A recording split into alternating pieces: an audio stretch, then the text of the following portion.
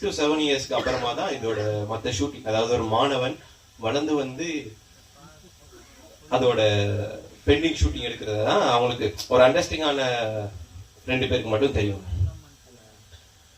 Shooting முடிஞ்சது 1 வருஷம் ஆச்சு, 2 வருஷம் ஆச்சு. சில பேர் பாக்குறவங்க எல்லாம் கேட்பாங்க, என்னடா படம் இன்னும் வராம இருக்கு, ஃப்ரெண்ட்ஸ் எல்லாம் கொஞ்சம் லைட்டா கலாய்க்கிற மாதிரி அந்த மாதிரி எல்லாம் பார்ப்பாங்க. ஸோ இன்னைக்கு அவங்களுக்கு அதுக்கான கரெக்டான பதில் தெரிஞ்சிருக்கும்னு நினைக்கிறேன்.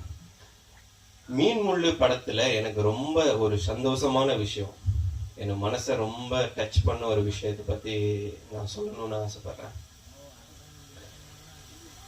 ஒருத்தரோட கேரக்டரை புரிச்சுக்கணும் அப்படின்னா அவரு கூட ஒரு டிராவலிங் பண்ணி பார்க்கணும் அப்படின்னு சொல்லுவாங்க.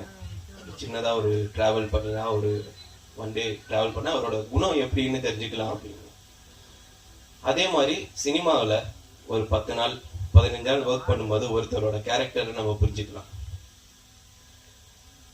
அந்த மாதிரி நான் அப்பாவோட எல்லா மூவிலையுமே நான் ஒர்க் பண்ணியிருக்கேன்.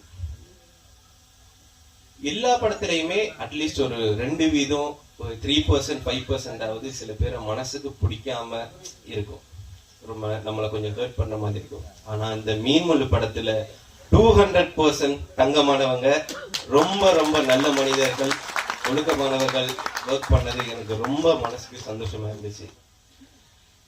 எல்லாத்துக்கும் மேல என்னோட அப்பாவுக்கு நான் ரொம்ப தேங்க்ஸ் பண்ணிக்கிறேன். அவர் இல்லைன்னா நான் இங்க இல்லை. ஸோ கடவுளுக்கு நன்றி சொல்லிக்கிறேன். வித் ஆல் யுவர் பிளெஸிங்ஸ் இந்த படம் சக்ஸஸ் ஆகும்னு நம்புறேன். So thank you so much.